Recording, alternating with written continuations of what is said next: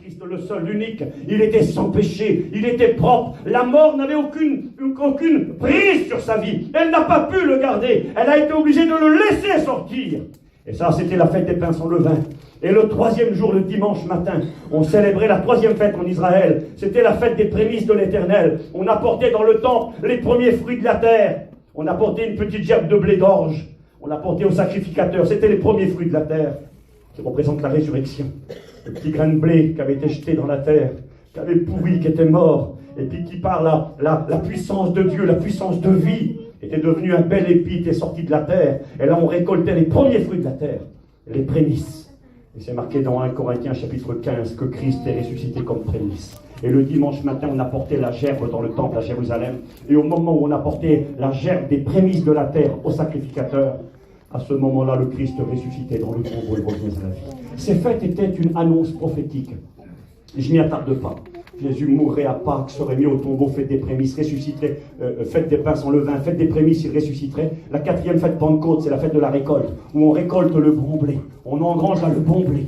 Et puis Jésus, à Pentecôte, a commencé à bâtir son église, à engranger le bon blé. L'église est comparée à du blé dans la Bible. D'ailleurs, pas l'apôtre Jean le Baptiste, qui prêchait la parole de Dieu en son temps, était capable de dire, eh bien, il vient, il aura son van à la main, il mettra le blé dans ses greniers, et il jettera la paille dans un feu qui ne s'éteint pas. La paille seront malheureusement celui et celles qui auront méprisé l'amour de Dieu et refusé de faire la paix avec lui. Et le bon blé qui sera ramassé dans le grenier, ce sont les chrétiens et les chrétiennes qui seront enlevés au ciel dans pas longtemps. Alors, il y avait cette moisson. Et on voit que Jésus a respecté tous les critères. À Pentecôte, eh bien, il a commencé la moisson. Et puis les fêtes qui suivent, la cinquième, c'est la fête des trompettes, c'est la fête de l'enlèvement de l'église. Et elle est suivie d'une fête suivante, la fête de Kippour, la fête du grand pardon. C'est le moment où Israël se convertira et se tournera vers son Messie. Et la septième fête, c'est la fête des tabernacles, où Jésus viendra régner pendant 1000 ans sur la terre, et où les humains du monde entier se prosterneront devant le Christ et le serviront. La Bible nous l'enseigne. Mais parmi ces fêtes-là, il y en a une qui est méconnue. Une fête qui vient juste après, dans Lévitique au chapitre 27. C'est la fête du jubilé. Je ne sais pas si vous en avez écouté parler, peut-être que certains, même chrétiens, ce soir, n'ont jamais écouté parler de cela. Et je vais vous lire la Bible, parce que j'ai découvert que cette fête-là était une fête prophétique, et bien qui nous concernait aujourd'hui concernant le retour du Christ. Regardez ce qui est noté dans le livre du Lévitique au chapitre 25, à partir du verset 9. Je lis pour vous la Bible. Verset 8. C'est marqué « Tu compteras, dit l'Éternel ». Là, on est à l'époque de Moïse, il y a 3500 ans en arrière. Tu compteras 7 sabbats d'année, 7 fois 7 années. Et les jours de ces 7 sabbats d'année feront 49 ans. Donc Dieu, il attend de dire, là, tu calculeras 49 années, 7 fois 7 années. Le 10e jour du 7e mois, tu feras retentir le son éclatant de la trompette. C'est-à-dire l'année qui suivra, la 50e année. Tu feras retentir le son éclatant de la trompette le jour des expiations, c'est-à-dire le Yom Kippour, en fin d'année, au mois de septembre-octobre. Le jour des expiations, vous sonnerez de la trompette dans tout votre pays. Écoutez bien ça. Ça avait lieu une fois tous les 50 ans. Le jour du jubilé, vous sanctifierez la 50e année. Vous publierez, écoutez bien ce qui se passera cette 50e année. Vous publierez la liberté dans le pays. La liberté dans le pays. C'est-à-dire ceux qui avaient été esclaves retrouver leur liberté ce jour-là. Pour tous ses habitants. Ce sera pour vous le jubilé. Chacun de vous retournera dans sa propriété. Ah, si on était esclave, on devenait libre. Et c'était le retour dans sa propriété. On récupérait son héritage. Si un juif avait vendu sa terre, parce qu'il n'avait plus les moyens de garder cette terre, parce qu'il avait des crédits, parce qu'il était endetté, il vendait son bien. Quand le moment du jubilé arrivait, on lui restituait son bien. C'était un acte gracieux. Même s'il ne le méritait pas, on devait lui redonner. Alors on devenait libre si on était esclave. On récupérait son bien cette année-là. Écoutez-moi bien, je lis pour vous l'écriture. La 50e année sera pour vous le jubilé. C'est marqué, vous ne sèmerez point. Vous ne moissonnerez point. Pas de travail. Ce jour, cette année-là, c'est le repos. Car c'est le jubilé. C'est marqué, vous le regarderez comme une chose sainte. Vous mangerez le produit de vos champs. Dans cette année du jubilé, chacun de vous retournera dans sa propriété. Et moi, j'ai noté ceci pour simplifier. J'ai noté ce qui devait arriver quand cette fête était célébrée. Ici, c'était l'année où les terres restaient en repos. On ne la travaillait plus. Retour obligatoire chez les siens et sur sa terre. Prise de possession de son héritage ou reprise de son héritage. Toutes les dettes étaient annulées. Les esclaves étaient libérés. C'était la libération, retrouvailles familiales. On retrouvait sa famille, on pouvait profiter de son bien, on se réjouissait. C'était une fête de joie accompagnée au son de la trompette. On dit, mais Steve, qu'est-ce que ça a à voir avec le retour du Seigneur, ça? Eh bien, j'ai découvert à travers mon étude personnelle de la Bible et ce que j'ai compris dans mon esprit, que Dieu a respecté cette loi. Et qu'à partir des temps de la fin, j'avais des choses à vous dire que je n'ai pas lues, mais qu'à partir des temps de la fin, quand le moment serait arrivé, Dieu allait respecter cette fête du jubilé. Au même titre qu'il a respecté les 7 fêtes obligatoires qui représentent Jésus dans sa venue, dans sa mort, dans la construction de l'Église, dans son retour et dans son règne qui vient. Les 7 fêtes nous annoncent le Christ. Et bien la fête du jubilé nous annonce le moment où Israël va retourner chez elle, retrouver son bien, et que le Messie, le Christ, reviendrait pour régner sur la terre d'Israël. Alors écoutez ce que j'ai trouvé. Je vais vous le partager en essayant d'être le plus simple possible. J'essaye par la grâce du Seigneur. J'ai marqué ceci dans la parole de Dieu. La première mention du jubilé a lieu dans Exode 19, verset 13.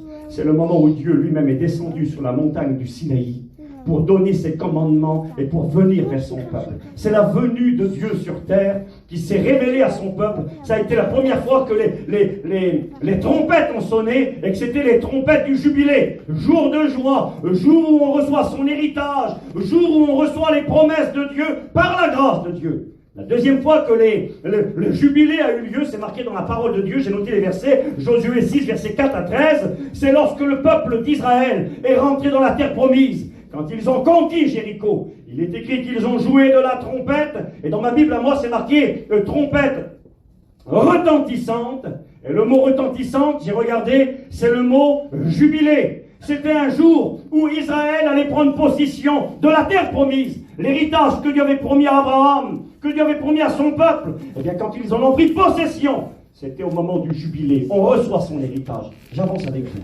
Écoutez, je vais arriver au temps de la fin maintenant. Les temps de la fin, selon plusieurs spécialistes, ont commencé, merci mon frère, ont commencé, écoutez-moi, en 1860. Certains vont dire, mais Steve, pourquoi ça aurait commencé en 1860 ? Eh bien parce que c'est en 1860 que pour la première fois, des Juifs en grand nombre ont quitté la Russie pour aller vivre en terre d'Israël. Depuis 2000 ans, comme Jésus l'avait dit, Jérusalem était le grand signe. Jérusalem serait foulée aux pieds par les nations, jusqu'à ce que le temps des nations prenne fin. Jésus avait annoncé. Pourtant, à l'époque, il semblerait qu'il n'y avait pas cette possibilité. Il y avait les Romains qui étaient là, certes, mais ils étaient quand même, ils toléraient Israël, ils respectaient le peuple. Le temple était là. Et Jésus avait annoncé que le temple serait détruit, que l'Israël serait chassé de sa terre, serait dispersé aux 4 coins du monde pendant un temps très long, et qu'un jour viendrait où Israël reviendrait chez lui dans son pays, reprendrait son héritage, et qu'à ce moment-là, Jérusalem redeviendrait la propriété des Juifs.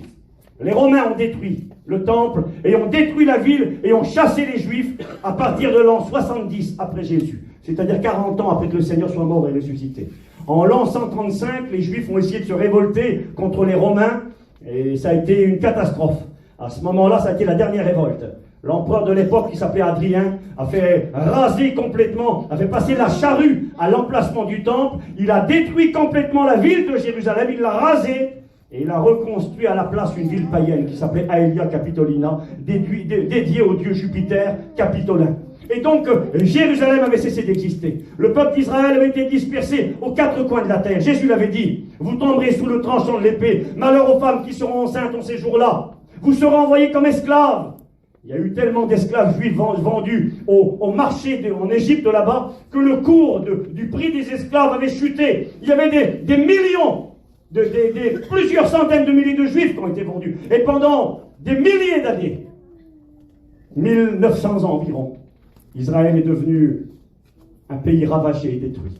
Ésaïe le prophète l'avait annoncé dans Ésaïe chapitre 6. Il est écrit, jusqu'à quand, Seigneur, ton peuple sera-t-il rejeté ? Jusqu'à ce que le pays devienne un immense désert, que tout soit ravagé et détruit. Et pendant des siècles, Israël était errant loin de chez lui. Et en 1860, écoutez-moi bien, des Juifs russes, on les a appelés les bidous, parce qu'il y a un verset de la Bible qui annonçait « Beth Yaakov, la maison de Jacob, reviendrait ». Et puis dans leur cœur, ils ont eu ce désir de venir dans le pays d'Israël, pas pour y mourir.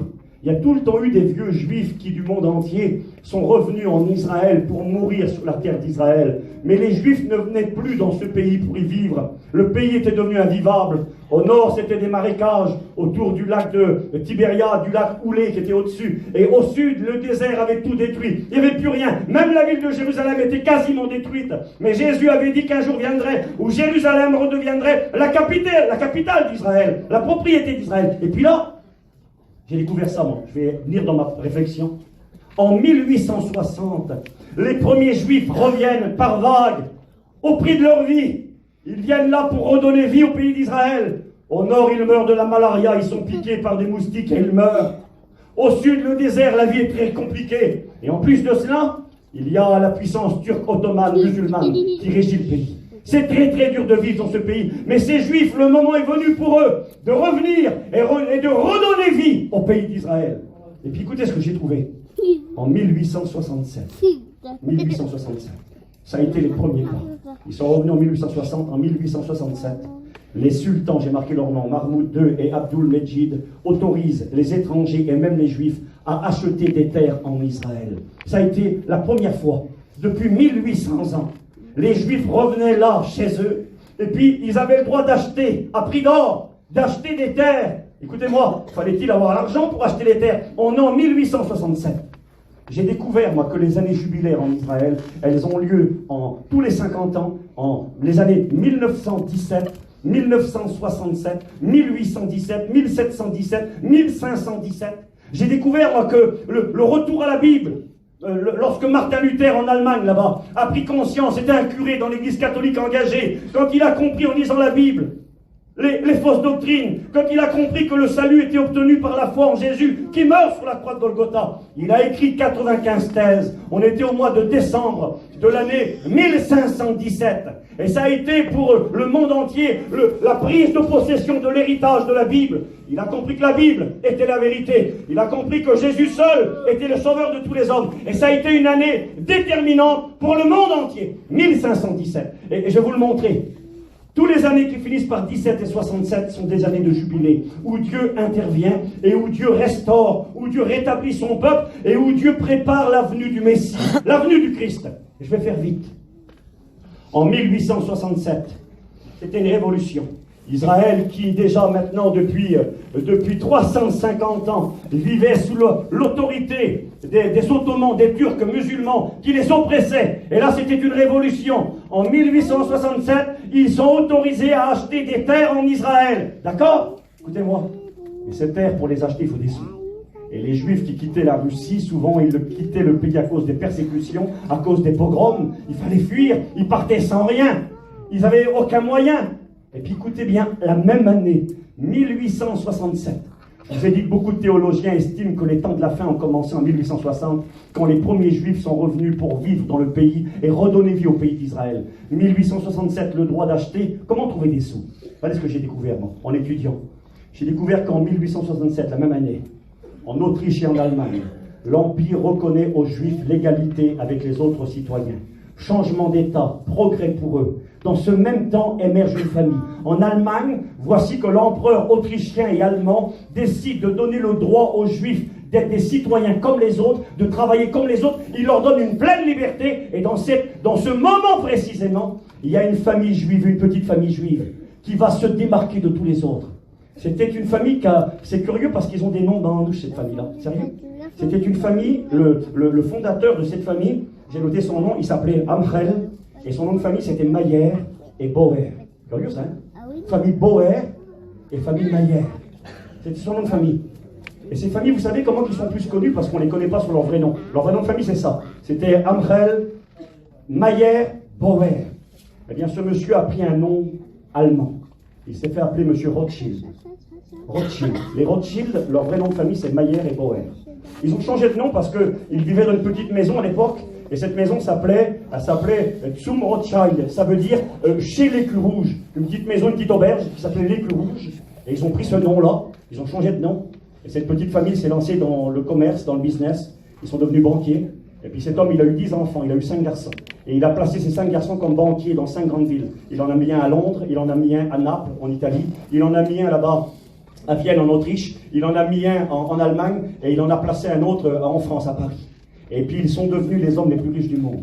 Et c'est la famille Rothschild qui, justement, quand les lois ont été votées en 1867, permettant à ces gens-là une pleine liberté, ont monté en flèche, ont amené le monde à un niveau de commerce international, et c'est eux qui ont financé l'achat des terres.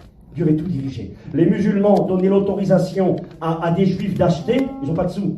Mais de l'autre côté, là-bas, Dieu est en train d'autoriser dans le pays qui s'appelle l'Allemagne et l'Autriche, une petite famille insignifiante qui va monter en puissance et qui va gagner beaucoup d'argent et qui vont devenir des hommes engagés à fond pour Israël et qui vont payer les terres en Israël. C'était le départ. Les Juifs commençaient à racheter les terres en 1867.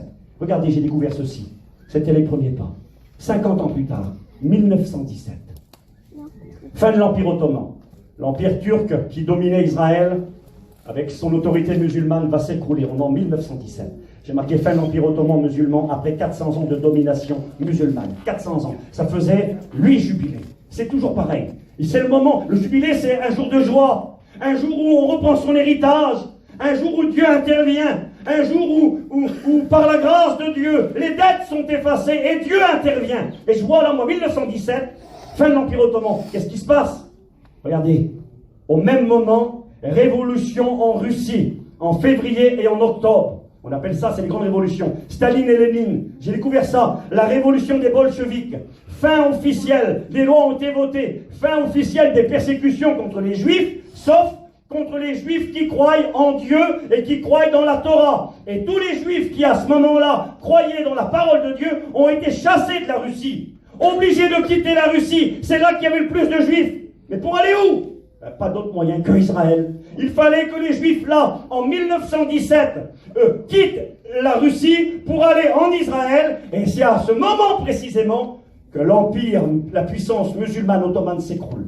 Dieu tient tout dans ses mains. Les puissances musulmanes s'écroulent. Les Russes juifs, les Juifs russes sont chassés de leur pays. Mais allez où? Il n'y a qu'une seule direction possible, c'est Israël. Et moi j'ai découvert dans ma Bible, j'ai noté les versets. Jérémie 16, verset 14 à 16, Ésaïe 43, verset 1 à 6, Jérémie 3, verset 12 à 18, Jérémie 31, verset 8.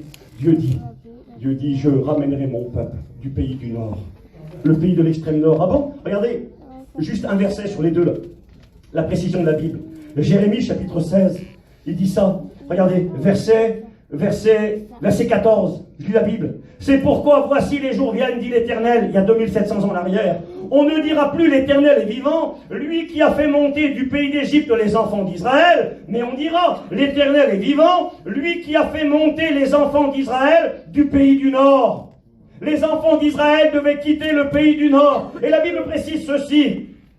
Et de tous les pays où je les avais chassés, voici j'envoie une multitude de pécheurs, dit l'Éternel, et ils les pêcheront. Ce sont les prédicateurs, ce sont les hommes qui à l'époque disaient aux Juifs, revenez dans votre pays, le moment est arrivé, c'est les temps messianiques, retournez vivre chez vous, Dieu va vous redonner votre terre, retournez. C'était les pêcheurs qui proposaient, qui essayaient d'attraper un poisson à l'occasion. Et c'est écrit ceci, si avec la pêche ça ne marche pas, dit Dieu, après cela j'enverrai une multitude de chasseurs, et ils les chasseront. Les pêcheurs, c'est ceux qui ont invité par le message, ce sont les sionistes, ce sont Théodore Herzl, qui ont eu à cœur et qui ont compris qu'il n'y avait pas d'issue pour Israël, hormis dans son pays, en terre d'Israël. Théodore Herzl était un juif autrichien.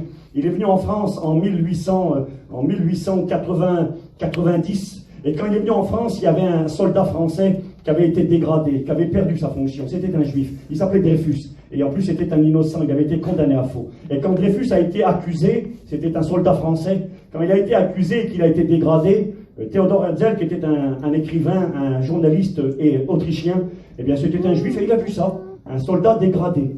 Et puis il a écouté. Et tout autour de lui, ça criait « Sale juif, à mort les juifs ». Et quand il a écouté ça, il s'est dit dans son cœur « On n'aura jamais de tranquillité ni de paix tant qu'on ne retournera pas chez nous dans notre pays ». Ça faisait maintenant plus de 1800 ans qu'ils avaient été chassés de leur terre. Et dans le cœur de cet homme, Théodore Herzl, s'est réveillé le désir de créer un pays pour son peuple. Et il a travaillé ardemment, il a mis toute sa force. Il a rencontré des hommes importants. Ça serait intéressant de parler de cet homme, mais on n'a pas le temps ce soir. Dans les coulisses, Théodore Herzl, il était épaulé par un pasteur. Il y avait le pasteur Eschler qui était à ses côtés. Personne n'en parle de lui, même les juifs n'en parlent pas beaucoup. Il y avait un pasteur qui l'a aidé, qui l'a présenté aux grands dirigeants de l'époque. Et puis en une cinquantaine d'années, on est en 1897, en Autriche, à Vienne. Et puis là, Théodore Herzl, il a dit cette parole. Il a dit La création d'un pays pour le peuple d'Israël en Israël, c'est peut-être un rêve aujourd'hui, qui dans 5 ans peut-être s'accomplira, mais dans 50 ans sûrement. Et 50 ans plus tard, au mois de novembre 1947, à Flushing Meadows, aux États-Unis, les Nations Unies votaient la création de l'État d'Israël. 50 ans plus tard, comme lui l'avait vu. Mais je fais vite avec vous. La Bible nous enseigne clairement, je ne lis pas les versets, que le peuple d'Israël quitterait en masse le pays du Nord, qui est la Russie. Ils en sortiraient soit par l'invitation des hommes comme Theodor Herzl, qui invitait les Juifs à retourner chez eux, et s'ils ne le faisaient pas par la pêche, ils le feraient par la chasse. J'enverrai des chasseurs et ils vous chasseront. Et là, c'est toutes les persécutions qu'ont dû subir Israël. Cette année-là, quand l'Empire ottoman s'écroule, 1917, après que des Juifs, Dieu avait tout préparé depuis 50 ans déjà. Il y avait des Juifs qui avaient acheté des terrains. Il y avait la famille Rothschild qui avait financé. Ils avaient acheté des terres. Ils avaient commencé à redonner vie au pays. Les arbres commençaient à pousser, les arbres fruitiers. Les récoltes étaient là. Le pays était en train de ressusciter. Des hommes avaient payé. 50 ans plus tard, en masse, des milliers et des milliers de Juifs retournent en terre d'Israël. Regardez ce que j'ai découvert ici. La même année, 1917, fin de l'Empire ottoman, révolution russe, qui chasse les Juifs pieux de la terre de Russie pour aller en Israël. Et cette même année, on est en pleine guerre mondiale, la première guerre mondiale, 14-18. On est en 1917, c'est l'hiver. Et puis les Alliés ont besoin de bombes pour faire la guerre. C'est-à-dire les Anglais, les Français, ils sont en guerre contre l'Allemagne, contre la Russie. Ils ont besoin de bombes. Et à l'époque, eh bien, les Alliés sont en difficulté. Et écoutez ce qui va se passer. Les gens ne savent pas tout ça. Peut-être beaucoup de personnes ne savent pas ça. Pendant que les Alliés sont en difficulté, ils ont besoin d'un élément chimique pour faire des bombes. Ils ont besoin de l'acétone. C'est quelque chose qui est nécessaire pour faire les bombes. Mais comment faire de l'acétone? Et puis il y a un petit juif en Angleterre. Il s'appelle Chaim Weizmann. C'est un physicien. Oh, il ne fait pas la guerre, c'est un physicien. Et puis il va étudier dans son laboratoire et il va découvrir comment faire de l'acétone. Et Chaim Weizmann va donner cela aux Alliés anglais. Et personne ne le sait ça, mais c'est grâce à un petit juif du nom de Chaim Weizmann que la Première Guerre mondiale a été remportée en partie grâce à lui, par les Alliés. Et puis quand la guerre a été gagnée par rapport à ce petit juif qui deviendra le premier président d'Israël, quand la guerre a été gagnée grâce à lui, eh bien à l'époque, le gouvernement anglais a voulu faire preuve de reconnaissance à l'égard de ce monsieur. Et c'est là qu'un homme qui s'appelle Lord Balfour a envoyé une lettre. Cette lettre, elle est connue sous le nom de Déclaration Balfour. J'ai noté la date, le 2 novembre 1917. Lord Balfour, qui est le ministre des Affaires étrangères en Israël, va donner l'autorisation. Et il s'engage au nom de la majesté, au nom du roi, au nom de la reine, au nom des dirigeants, à créer un pays en Israël pour les Juifs. C'est une déclaration exceptionnelle. J'ai noté ceci. Déclaration Balfour, ministre britannique des Affaires étrangères, s'engage à la création d'un foyer national juif, un État, un pays pour Israël, en remerciement à l'égard de Chaim Weizmann, physicien ayant joué un rôle important dans la victoire alliée de la Première Guerre mondiale, grâce à cet homme qui deviendra le premier président. J'ai marqué ceci. Lorsque la déclaration va être faite, c'est important, le pays vainqueur, conquérant, les Russes, les Turcs sont vaincus, l'Empire ottoman est vaincu. Les Russes, il y a la révolution, ils chassent les Juifs. Et en même temps, Dieu dirige tout. En même temps, là-bas en Angleterre, l'Angleterre s'engage. Nous allons créer un pays pour les Juifs en Israël. Et à ce moment-là, la guerre est gagnée par les Alliés. Et qui reçoit la responsabilité de la Palestine? L'Angleterre. Il y a un Dieu dans le ciel qui tient tout. C'est marqué, nous l'avons lu, Dieu a des plans préparés d'avance qui s'accomplissent minutieusement. En 1867, il prépare. Des Juifs retournent, ont le droit d'acheter. La famille, j'allais dire Mayer, la famille Rothschild émerge, elle achète des terres. 50 ans plus tard, une année de jubilé, les Juifs sont chassés de Russie. Là-bas, nous l'avons lu, l'Empire ottoman cesse d'exister, et puis Balfour s'engage, au nom de l'Angleterre, à créer un pays pour Israël. Vite fait, je termine. 50 ans plus tard, regardez, 50 ans plus tard, on arrive en 1967. En 1967, plus proche de nous, Israël est redevenu un pays, contre toute attente. C'était une folie. Le monde entier n'y croyait pas. C'est du jamais vu dans l'histoire de l'humanité. Il y a eu des grands peuples qui ont existé. Il y a eu les Romains, il y a eu les Babyloniens, les Mèdes et les Perses, il y a eu les Grecs. Et toutes ces puissances ont cessé d'exister. Les langues même sont mortes. On ne parle plus latin, on ne parle plus le grec ancien, on ne parle pas babylonien. Ces langues ont cessé d'exister. Ces puissances, ces nations ont cessé d'exister. C'était le premier ministre Benjamin Netanyahou, le ministre israélien qui disait ça. Il disait, ces grandes puissances n'existent plus, mais nous, le petit peuple d'Israël, on est tout le temps là. C'était de la folie. Et puis, regardez, En 1967, le jubilé, que s'est-il passé? J'ai marqué 1900 ans après la première révolte, après la première tentative d'indépendance. En l'an 67, les Juifs ont essayé de se libérer du joug romain et ça a été un échec total. Ça s'est soldé par la destruction du temple. 3 ans plus tard, ça a été une catastrophe. Ils ont voulu essayer, le temps n'était pas venu. Et je me suis rendu compte, moi, que depuis 1860, le début des temps des nations, le début, pardon, des temps de la fin, 1867, ce que je vous expliquais, et ça continue. Et là, 1967, qu'arrive-t-il? Une guerre éclate en Israël. Voici que les populations arabes qui sont autour d'Israël, c'est-à-dire le Liban au nord, la Syrie à droite, et puis sur le côté ici la Jordanie, et en bas là-bas l'Égypte, les puissances qui entourent Israël, il y a 100 millions d'hommes, ont décidé d'attaquer, écoutez-moi je vais finir dans pas longtemps, ont décidé d'attaquer Israël et de détruire Israël. Israël est redevenu un pays depuis une trentaine d'années maintenant, depuis 20 ans. Depuis 1947, le 15 mai 1948 a été décrétée l'indépendance d'Israël. Et puis là, il y a 20 ans que le pays existe. Elle a 100 millions de population hostile, s'engage à détruire le peuple d'Israël. C'était de la folie. C'était David contre Goliath. Ils étaient 1 contre 100. C'était fini d'avance pour eux. Et là, contre toute attente, le premier jour de guerre, Israël attaque les avions égyptiens avant qu'ils décollent. Le premier jour, ils détruisent la moitié de l'aviation des ennemis. Le deuxième jour, j'ai regardé ici ceci, tout ce qui s'est passé. Le deuxième jour, le troisième jour. Et en l'espace de 6 jours, c'était de la folie. Ils ont vaincu tous leurs ennemis et le territoire d'Israël a augmenté par 3. C'était de la folie à l'état pur. Et Dieu avait dit cette parole. Écoutez-moi, 1967 est une date extraordinaire. Au mois de juin, quand la guerre des 6 jours est remportée par les Juifs, c'est ce moment où Jérusalem, qui avait été foulée aux pieds par les nations depuis 1900 ans, est redevenue la capitale et la propriété d'Israël. Et Jésus avait dit, Jérusalem sera foulée aux pieds par les nations, ce sera le grand signe, jusqu'à ce que le temps des nations soit accompli, et alors viendra la fin. Jésus a dit, quand le figuier fleurit, vous savez que l'été est proche. De même, quand ces choses arriveront, sachez que l'avènement du Fils de l'homme est imminent. Quand ces choses commenceront à arriver, levez votre tête et redressez-vous, parce que votre délivrance est proche. Ben, j'aimerais vous dire de la part du Seigneur, Dieu a respecté le calendrier du jubilé. Depuis 1867, 1917, 1967, je vais terminer maintenant. La guerre des 6 jours a été ce jour où la vieille prophétie du roi David, dans le psaume 122, verset 1er, s'est accomplie. David avait dit, Jérusalem, tu es une ville dont les parties sont liées ensemble. Une réunification de la ville de Jérusalem. Et c'est exactement ce qui s'est passé. En 1967, pas très loin de nous, Jérusalem était réunifiée. Quand les soldats juifs sont rentrés dans la ville de Jérusalem, ils l'ont fait en pleurant. Ils sont allés devant le mur du temple et ils se sont mis à pleurer parce qu'ils voyaient que la terre qui avait été arrachée depuis 2000 ans était redevenue leur propriété. Écoutez-moi, je termine. Il a fallu attendre quelques années, 1980, pour que le gouvernement israélien vote une loi. Ça s'appelle la loi de Jérusalem. La Knesset a voté cette loi. Jérusalem est capitale d'Israël, une et indivisible pour l'éternité. Quand la loi a été votée en 1980, il y a maintenant 39 ans, quand la loi a été votée, le monde entier a pris position, l'ONU a pris position, la France a pris position, et toutes les puissances du monde, ils ont dit nous condamnons cette loi. Jérusalem n'est pas la propriété d'Israël, n'est pas la capitale d'Israël, c'est pas possible, on ne peut pas accepter. Le monde a pris position contre jusqu'à 2017. 2017, c'est il n'y a pas longtemps, il y a 2 ans en arrière. Regardez, je vous l'ai dit, 1867, 1917, 1967, 2017, qu'est-il arrivé? J'ai marqué ça. 2017, le 6 décembre 2017, un nouveau jubilé pour Israël, prend possession de sa terre, une reconnaissance, un jour de joie, signe précurseur de la venue du Christ, du Messie. Ah bon, qu'est-ce qui se passera? 2017, le 6 décembre.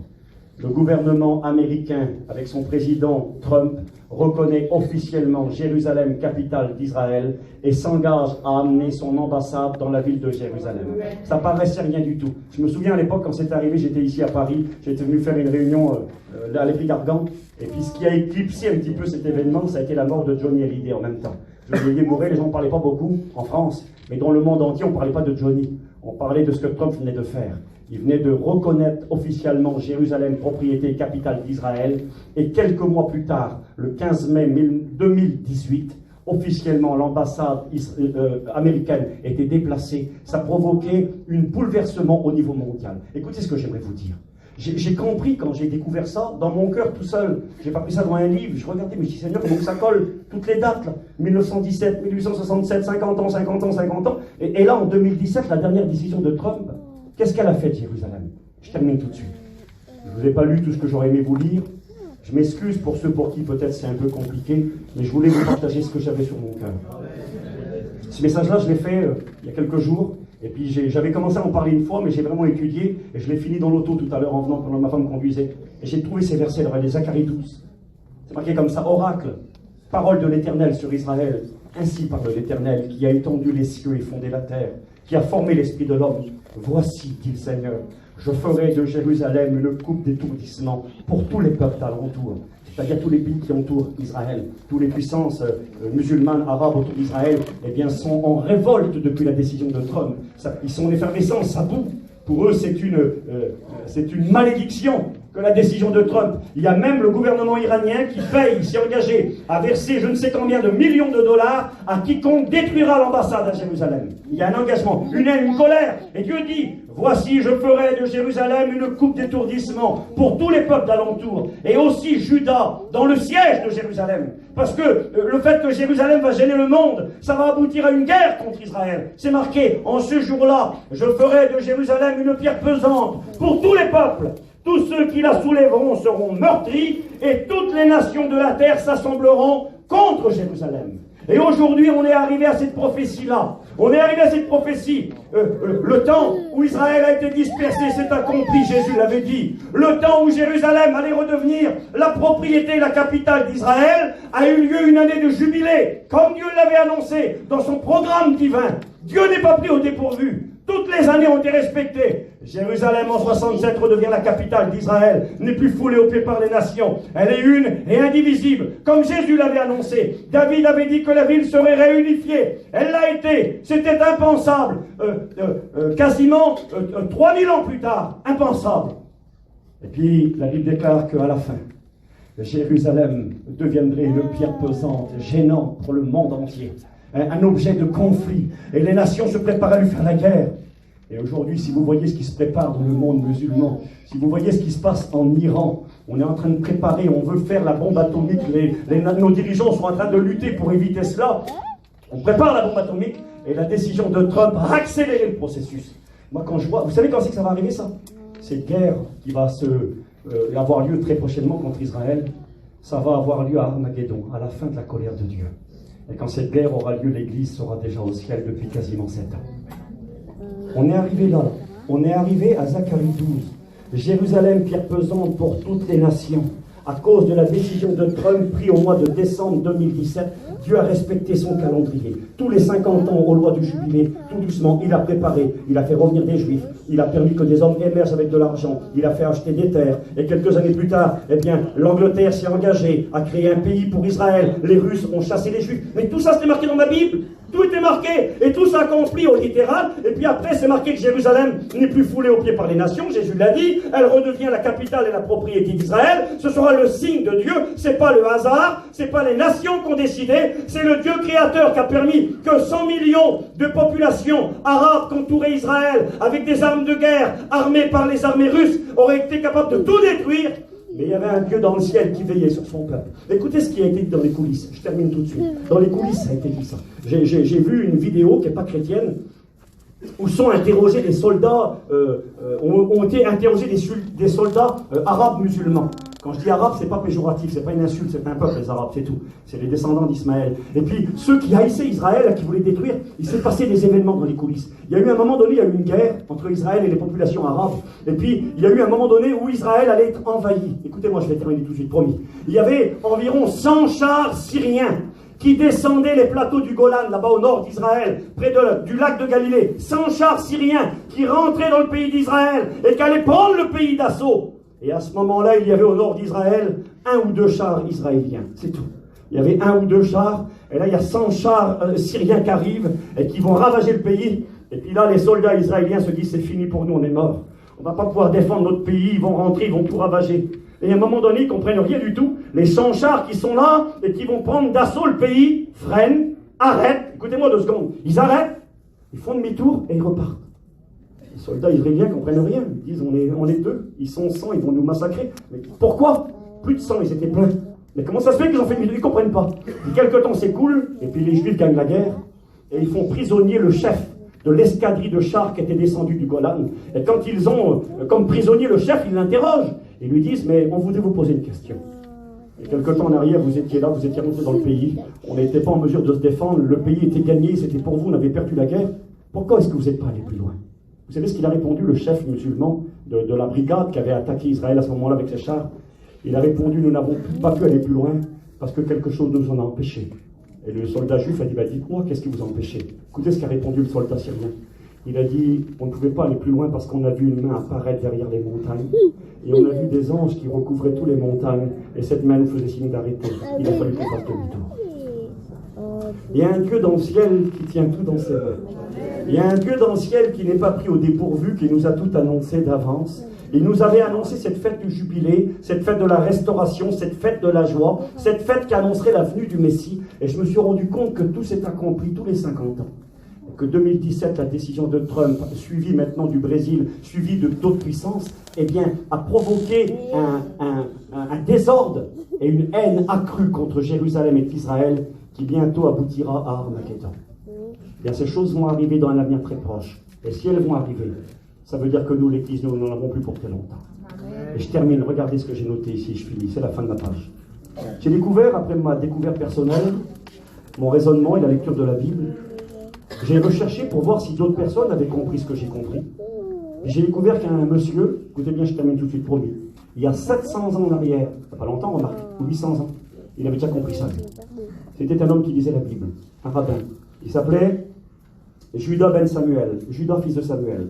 Il a vécu au XIIe siècle, en 1100 et jusqu'à 1200 et quelques. Ce monsieur-là, il y a 700-800 ans en arrière, en étudiant la parole de Dieu, a compris ce que moi je comprends là aujourd'hui, 2000 ans plus tard, en lisant la Bible. Regardez ce qu'il avait dit, le monsieur. J'ai marqué ça. Il a dit ceci. Il a prophétisé, à travers sa lecture de l'Écriture et sa compréhension de la Torah, il a prophétisé des événements qui ont eu lieu des siècles après sa vie, ici-bas sur la terre, et allant jusqu'à notre temps. Écoutez ce qu'il a découvert, monsieur. En étudiant et certainement inspiré par l'Esprit de Dieu, cet homme a découvert, et il a annoncé 300 ans à l'avance, le règne des Turcs ottomans sur Jérusalem. Il avait dit, les Turcs ottomans régneraient sur Jérusalem pendant 400 ans, 8 jubilés. Il avait marqué ça, le monsieur, il y a 800 ans en arrière. 300 ans après qu'il soit mort, 300 ans après, les Turcs ottomans règnent sur Israël à partir de 1517 jusqu'à 1917. Il avait annoncé, le monsieur, 400 ans. Qu'est-ce qu'il avait dit? Il a dit qu'ensuite, et ce pendant 400 ans, donc j'ai marqué les dates, les Turcs ottomans régneraient sur Jérusalem, 8 jubilés. Il a dit qu'ensuite, Jérusalem n'appartiendrait plus à personne pendant 50 ans. Et c'est ce qui s'est passé. De 1917 à 1967, Jérusalem appartenait une partie à la Jordanie, une partie à Israël, mais c'était sous domination internationale. Ça appartenait à personne. Il l'avait dit, le monsieur, il y a 800 ans en arrière. Écoutez ce qu'il avait dit. Et ce monsieur avait annoncé qu'à partir de 1967 jusqu'à 2017, ça serait pour lui, disait-il, le 9e jubilé. Il a dit qu'ensuite, Israël récupérait Jérusalem, qu'elle deviendrait la propriété et la capitale d'Israël. Ce serait alors le temps de la fin, le temps de la venue du Messie. Et j'ai marqué le 9e jubilé est maintenant arrivé, c'est le temps des derniers jours. Le grand là, ce que moi je découvre aujourd'hui, il y a 800 ans en arrière, il a écrit dans un livre, voilà ce qui va arriver par rapport à ma lecture de la Bible. Dieu respectera les jubilés, il y aura 400 ans les Turcs, il y aura ensuite 50 ans où Israël sera là, et ensuite, ça sera le temps de la fin et le Messie reviendra. Et moi je lis ma Bible aujourd'hui, et je découvre que tout ce qu'a annoncé l'Écriture, quand je regarde les événements actuels, je dis Seigneur, combien ta parole est la vérité. Peut-être que ça ne fait pas grand-chose pour certains. Et moi, quand je vois ma Bible et quand je comprends ce que je comprends aujourd'hui, alors je m'excuse. Je ne suis pas d'accord avec mon copain qui dit Jésus va revenir dans 20 ans. Moi, j'y crois pas. Mais non, c'est possible, attention. Mais de dire je pense que, quand je vois le monde actuel, quand je vois l'état du monde dans l'iniquité, dans l'immoralité, quand je vois la révolte contre Dieu, quand je vois l'évangile prêché dans le monde entier, quand je vois la situation d'Israël et de Jérusalem, et quand je vois la loi des jubilés qui est respectée, dans mon âme, ça me crie au effort, celui qui doit venir arrive. Steve, réveille-toi. Que Dieu fasse, et je le crois, frères et sœurs. Je crois que je fais partie de ces 5 jeunes filles qui sont sages. Je suis un chrétien. Je suis né de Dieu, pas parce que je suis meilleur qu'un autre, mais parce que j'ai eu l'intelligence de dire oui à Jésus. J'ai eu l'intelligence de faire la paix avec lui. Ce livre, mes amis, ce vieux livre le plus vendu dans le monde, 6 milliards d'exemplaires, ce livre est la vérité. Nous sommes arrivés à la fin de ce livre. Le Christ revient. On va baisser nos têtes, s'il vous plaît. Le Christ revient. Je sais à qui je parle ce soir. Certains peut-être se diront, mais Steve, c'est pas des historiens que tu as devant toi, tu te trompes, tu t'es trompé d'auditoire. Je ne suis pas trompé d'auditoire ce soir. Je crois qu'il y a des hommes et des femmes qui se posent des questions. Je crois qu'il y a des hommes et des femmes intelligentes qui veulent savoir. Et ce soir, sachez que la Bible est la vérité, que tout nous a été annoncé d'avance, que le plan établi par l'Éternel s'accomplit dans les moindres détails. Dieu n'est pas en retard, n'est pas pris au dépourvu. Sa parole s'accomplit devant nos yeux aujourd'hui. Et je vous l'annonce parce que c'est la vérité. Celui qui devait venir arrive à grands pas. Le moment est venu, le monde est mûr et il est prêt. Il se prépare à essayer de détruire et d'attaquer Israël. Ces choses arriveront dans pas longtemps. Et quand ces choses arriveront, nous ne serons plus là. On va bientôt partir. Et ce que le Seigneur voudrait, mes amis, c'est que vous puissiez faire partie de ce voyage. Ce soir, à travers ce message, comme tous les frères le font à chaque réunion, nous vous invitons à monter dans le train de l'Évangile. Jésus est celui qui dirige et qui conduit ce train et qui bientôt va nous amener dans le ciel. Seront finis les larmes, les conflits, les souffrances, les misères, toutes les douleurs que l'on connaît ici-bas. Ça vaut vraiment le coup, mes amis, d'être prêts. Je vous invite à vous réveiller. Toi, chrétien, travaille pour ton Dieu. Perds pas ton temps, je t'en parlerai demain matin, perds pas ton temps. Il est temps de travailler pendant qu'il fait encore jour, parce que bientôt la nuit arrive, on ne pourra plus travailler. Toi, mon frère qui est rétrograde, ma sœur, le Seigneur t'a attiré ici ce soir, pas pour remplir ta tête de 3 versets ou de quelques connaissances supplémentaires, mais pour parler à ton cœur et te dire, mon fils, ma fille, reviens à la maison du Père. Seigneur, nous sommes devant toi ce soir. Le Christ, le seul, l'unique, il était sans péché, il était propre. La mort n'avait aucune prise sur sa vie. Elle n'a pas pu le garder. Elle a été obligée de le laisser sortir. Et ça, c'était la fête des pains sans levain. Et le 3e jour, le dimanche matin, on célébrait la 3e fête en Israël. C'était la fête des prémices de l'Éternel. On apportait dans le temple les premiers fruits de la terre. On apportait une petite gerbe de blé d'orge.